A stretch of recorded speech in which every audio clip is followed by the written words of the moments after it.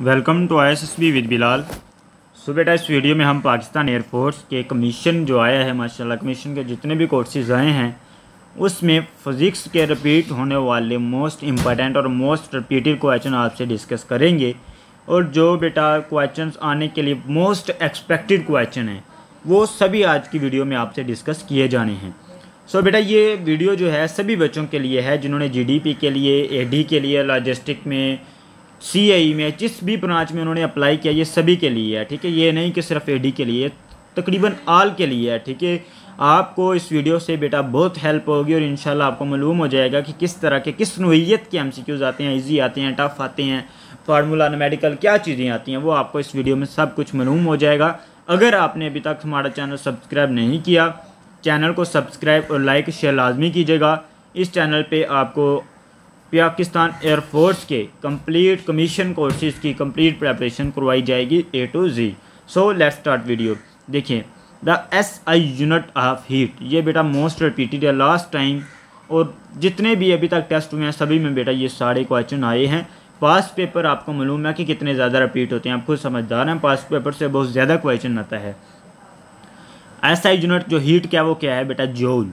C वाला हमारे पास correct answer है जूल। ठीक है, the branch of science which deal with the property of matter and energy is called physics. ठीक है बेटा, जो ब्रांच है साइंस की जो मैटर के मादा और एनर्जी से रिलेटेड है वो क्या है, कौन सी है, फिजिक्स। ठीक है, पहले जो टेस्ट होंगे बेटा, पहले जो MCQs आएंगे ना तकरीबन पहले 5-6 वो इजी होंगे, फिर जैसे जैसे आगे जाते जाएंगे वो टफ टफ टफ टफ होते जाएंगे स्टेप बाय स्टेप।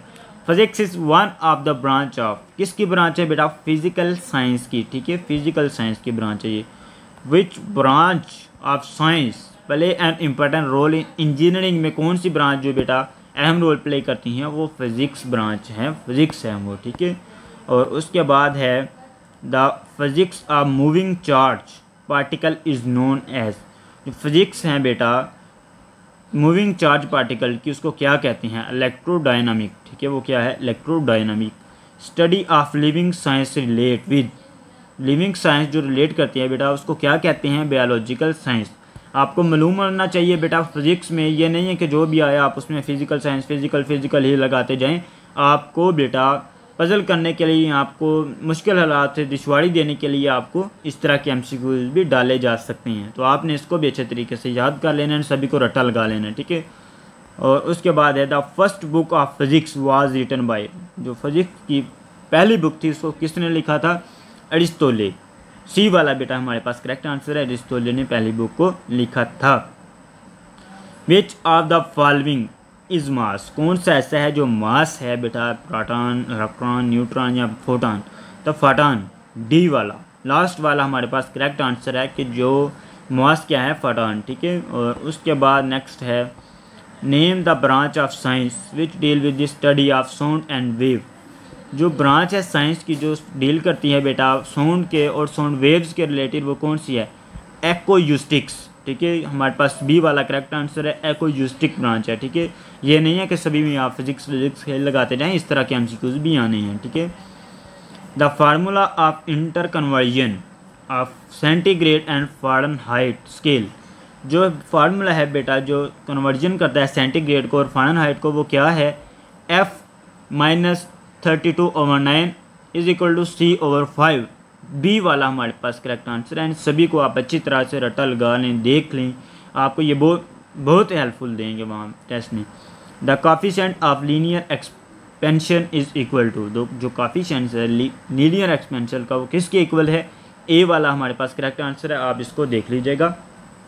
ठीक है, देखिए the unit of coefficient of linear expansion और वॉल्यूम एक्सपेंशन, जो यूनिट है कोफिशिएंट का और लीनियर एक्सपेंशन का वो क्या है, वो बेटा K-1। ठीक है, the unit of coefficient of linear coefficient का जो यूनिट है बेटा कोफिशिएंट ऑफ लीनियर एक्सपेंशन का या वॉल्यूम एक्सपेंशन का वो क्या है, K-1। ठीक है, the linear expansion occurs in, linear expansion कहाँ पे होता है, वो सॉलिड में होता है, A सॉलिड में होता है। ठीक है, और उसके बाद when body is in motion is equal fill in the blank always change, when body in motion, जब बॉडी मोशन में होती है तो इट इज़ पोजीशन वेक्टर, ठीक है, इट इज़ पोजीशन वेक्टर, ठीक है। ऑलवेज चेंज, कौन सी चीज़ बेटा ऑलवेज हमेशा चेंज होती रहती है जब बॉडी मोशन में होती है, वो क्या है, पोजीशन वेक्टर ऐसा है जो चेंज होता रहता है, ठीक है। देखिएगा किस तरह के क्वेश्चन आते हैं, आपको मालूम हो रहा है कि किस किस तरह के जो है वो क्वेश्चन आ रहे हैं। A man is in a car, एक बंदा कार में है, is moving with velocity of 36 kilometre पर हार की वेलोसिटी से वो मूव कर रहा है। ही speed with respect to the car is, उसकी स्पीड कितनी होगी, ठीक है। तो 0, सी वाला बेटा हमारे पास करेक्ट आंसर है। आप स्टेटमेंट एक बार खुद भी पढ़ लीजिएगा, ठीक है, आप एक बार स्टेटमेंट को खुद भी पढ़ लें और आंसर क्या है बेटा 0, ठीक है। उसके बाद है area under velocity time graph represent, जो एरिया है बेटा वेलोसिटी के अंडर टाइम ग्राफ रिप्रेजेंट क्या करेगा, टाइम ग्राफ किसको रिप्रेजेंट करेगा, डिस्टेंस को। सी वाला हमारे पास करेक्ट आंसर है, वो किसको रिप्रेजेंट करेगा, डिस्टेंस को।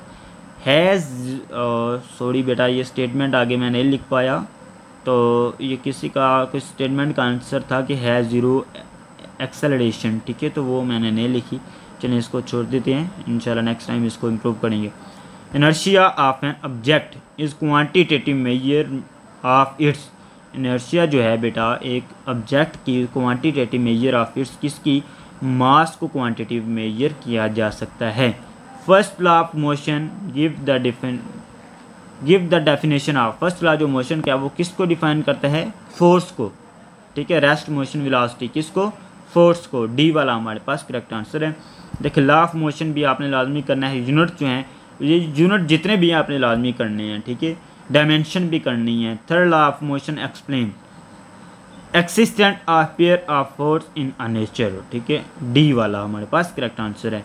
The dimension of force is, force की डायमेंशन क्या है, MLT-2, हमारे पास करेक्ट आंसर है MLT-2, which show the correct relation between of time of flight T and maximum height, time of flight और मैक्सिमम हाइट को कौन सा करेक्ट रिलेशन है बेटा इनके दरमियान, H=GT2/8, ए वाला हमारे पास करेक्ट आंसर है।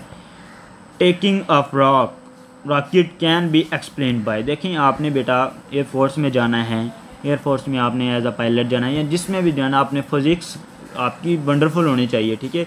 एयरफोर्स में सबसे ज़्यादा फिज़िक्स है, क्योंकि आपने बेटा वहाँ ये नहीं है कि आपने ये जो है ये SMG से या छोटी गनों से जो है वो फायरिंग करनी है, वो नहीं है। आप एयरफोर्स आपको मालूम है एक बड़ी फोर्स है, बड़े हथियारों वाली, तो आपको मालूम होना चाहिए सेंटीमीटर का, डिस्प्लेसमेंट का, और वेलोसिटी का, एक्सेलरेशन का, इस तरह की जितनी भी चीज़ें हैं आपको सारी की सारी मालूम होनी चाहिए। कितनी दूर से फेंकेंगे, कहाँ आके गिरेगी, कैसे गिरेगी, कितने प्रेशर से गिरेगी, प्रेशर क्या है उसका, ऐसे यूनिट क्या है, जूल है, हीट क्या है, इस तरह की आपको हर चीज़ मालूम होनी चाहिए, ठीक है। आप फुल एक इंजीनियर हो। what is the angle of projection for which the range and maximum height become equal, 10-1 4, ठीक है, बी वाला हमारे पास करेक्ट आंसर है। Distance covered by a freely falling body in 2 second की, एक बॉडी ऐसे गिर रही है, फ्री फॉल कर रही है, तो उसका डिस्टेंस क्या है, कितना कवर कर रही है, वो 2 सेकंड में 19.6 मीटर वो कवर कर रही हैं, ठीक है। तो ये थी बेटा आज की वीडियो, मैंने आज की वीडियो में आपको कंप्लीट इसकी डिटेल बताई है और एक्सप्लेनेशन किया किस तरह के क्वेश्चन आए हैं। सो बेटा मैं आपको बताते चलूँ, अगर आप पाकिस्तान एयरफोर्स के एस्पिरेंट आपने अप्लाई किया हुआ है इसमें किसी भी में, तो आपको बेटा complete set of notes past paper 30 experience available on WhatsApp 03026617 इस नंबर से आपको पाकिस्तान एयरफोर्स के कंप्लीट नोट्स जिस भी ब्रांच में आपने किया बिल्कुल बेफिक्र होकर व्हाट्सएप करें, आपको कंप्लीट नोट्स मिल जाएंगे, कोई इशू वाली बात नहीं है, ठीक है। आपको एक मुनासिब कीमत में यहाँ से नोट्स मिल जाएंगे। अपना ख्याल रखें, अल्लाह।